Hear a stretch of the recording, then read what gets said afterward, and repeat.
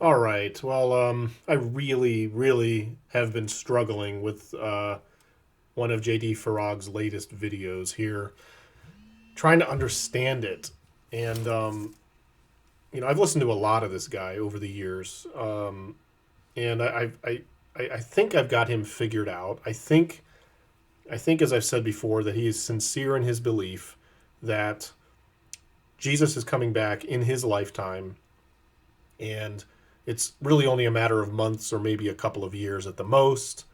And there's just no way we could possibly go very much longer without the second coming, the rapture, and all that. I think he is sincerely teaching. I obviously believe he is sincerely wrong, and I believe he should stop teaching this because he doesn't know, and he should stop using the pulpit as a place to discuss all of his ideas about it.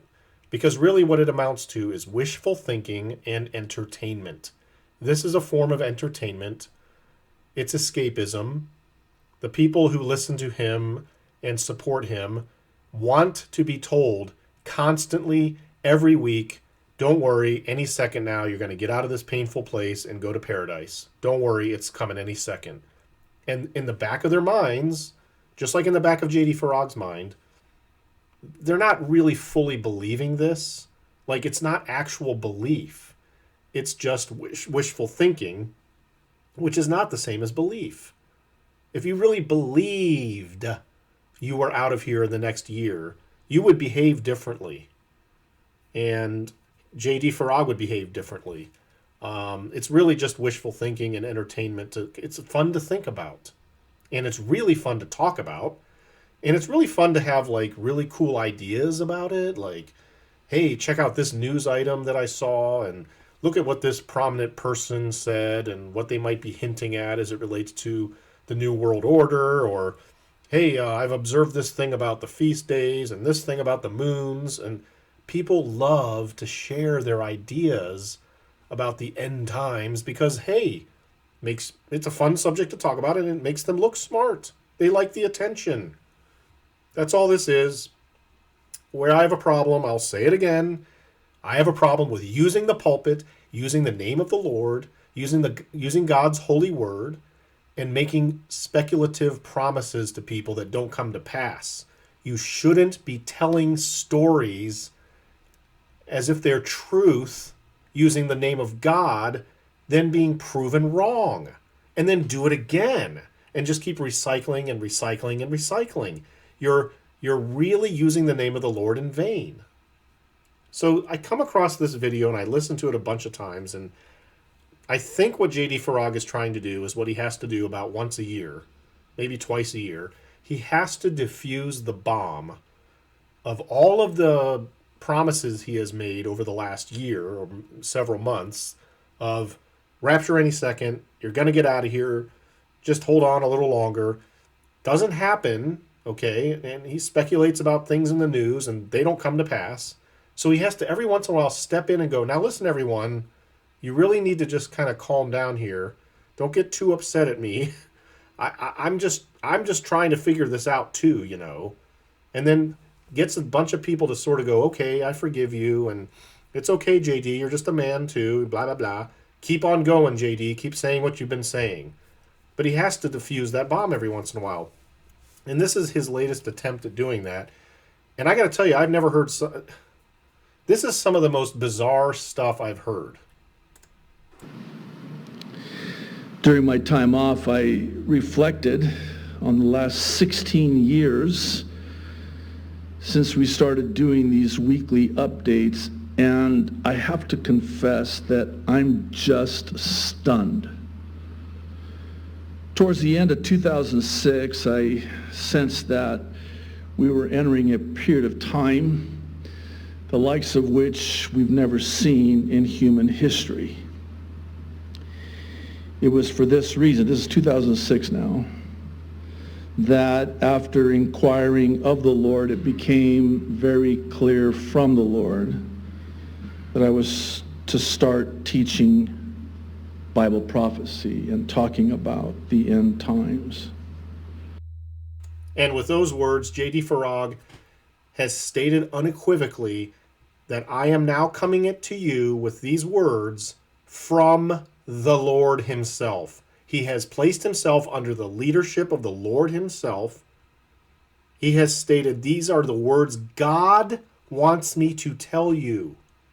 And they have to do with what's happening in the news today and what is coming soon tomorrow.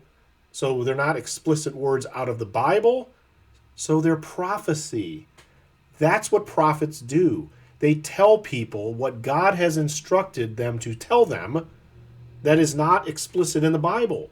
These are prophetic messages, and he just told you he's a prophet. He's claiming to be a prophet. I know people don't accept that. They want to hear, oh, no, he has to say I'm a prophet to be a prophet. No, he doesn't. He just has to claim, God told me some stuff to tell you, and so now I'm telling you. I find it interesting that he had a sense that we were entering a time unlike all of human history. I mean, can you get any bigger in your statement than that? Really, JD? You had a sense that we the entire world are headed into a time unlike any other in human history. I mean, just what type of arrogance do you have to stand behind a pulpit, take on the name of God, use his name, and claim that he told you to tell the world that we are entering a time unlike any other in human history? What arrogance must you have to claim that? I find that staggering. And you know what? It's so common now. People just are like, whatever. Just a guy on YouTube. He's just a man. I mean, he makes mistakes, I'm sure. I mean, just a guy. You don't get to make mistakes when you make claims like this. He goes on. Now, if you were to say to me back then that we'd be witnessing what's happening in the world today, I have to say you would have been met with my disbelief. Fast forward to the present in 2022, and I can truly say that the Lord has done a profound work in my life over the years in this regard. It's not that I didn't believe it.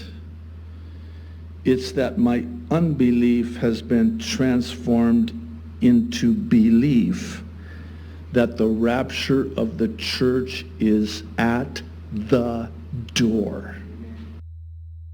This one I had to listen to a number of times. I still don't really understand what he's saying. Let's listen again. I didn't believe it. It's that my unbelief has been transformed into belief that the rapture of the church is at the door.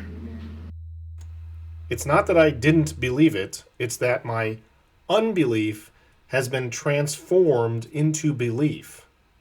What on earth does that mean? What is he saying? Can anyone explain this? Can anyone explain why no one has asked the guy this question? That's what I'm doing. JD Farag, what does that mean? It's not like I didn't believe it. It's just that when I had unbelief that was transformed into belief. Dude, I just have no words. I don't know what else to say. That's a blatant lie. That's just a blatant lie. This guy is a very skilled liar. That's all I can conclude. What is that BS? So then I'm like, I believed it, but my unbelief became belief. So years ago, he's claiming that he didn't really believe that the birth pains would get as bad as they are today. I'm assuming he didn't believe we'd still be here to witness such birth pangs as we are witnessing, that we would be raptured far earlier than we have been, right?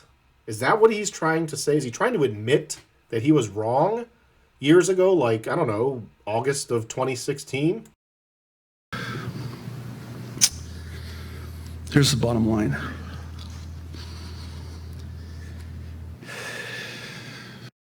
keep in mind, he doesn't believe, or he does believe, but he has unbelief at this moment because he says, I had unbelief that was transformed into belief. I'm just trying to set it up. He's, according to him, in his mind right here, in this video of 2016, he had unbelief. It's real simple. Given the increase of birth pains and the possibility of persecution, it's just a matter of time before the Lord comes and raptures his church. Even if there's no persecution that's coming to America like the rest of the world, Jesus is coming to take us out of this world. Right, so he didn't really well, he believed it, but he had unbelief that was transformed into belief at that time. Can anyone explain? I've always believed and taught the sound doctrine of imminence, but I never heretofore believed that the aforementioned birth pains would increase with such intensity and frequency as they are now. Okay, so he's trying to admit that, say, back in 2016, he didn't believe there was very much more time to go because we'd be raptured before the birth pangs got that bad. Well, we know that, JT, because you've got hundreds of videos where you say that. So why are you bringing this up? Why are you confessing, quote unquote, that for years before this, you were fully on board that the birth pangs wouldn't get much worse before we were taken out? But you said you were on the verge of being taken out back in all those videos. I can go watch them. You said that every week. What do you mean you didn't believe that? What are you trying to say?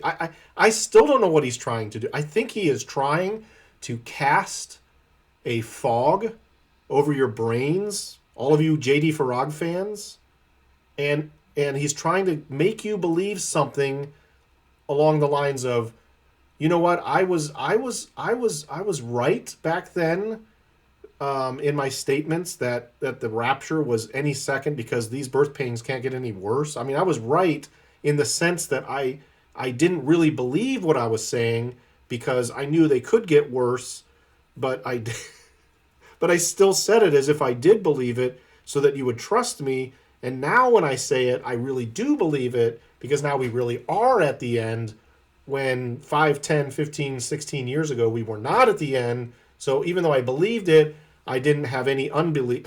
Like, I just want an explanation. I just want to understand. I just want to understand what is this man talking about? What is he doing? Does anyone know?